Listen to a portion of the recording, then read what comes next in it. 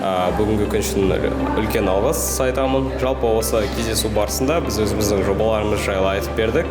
Оның ішінде 5 жоба, яғни 2 түрлі бағыттағы софтвер және де хардвер. Оның ішінде басты жоба ретінде ChatGPT таныстырылды, яғни қазіргі таңда ол Қазақстандағы ең алғаш қазақ тіліндегі жасанды интеллект болып табылады. Одан бөлек біздің жаңа жобаларымыз Казровер, немесе оның алдындағы жобалар тарихнама, яғни тарихты жастарға 15-10 секундтың арасында түсіндіріп беру. Жалпы бүгінгі кездесу өте қызықты болды. Осы мектеп оқушыларына үлкен алғыс айтамын, және де ұйымдастырушыларға. Мен номер 9 білім насыл лицейінен келіп тұрмын. Бүгінгі кездесу қысқаша айтқанда осы кездесуде көп жаңа информация алдық. Көбінесе проекттары және инвестициялар, жаңа стартаптарға қатысты. Көбінесе IT несінде, сферасында. Мен үшін бұл өте мотивационный кездесу болды. Мен көп үлкен мотивация алдым.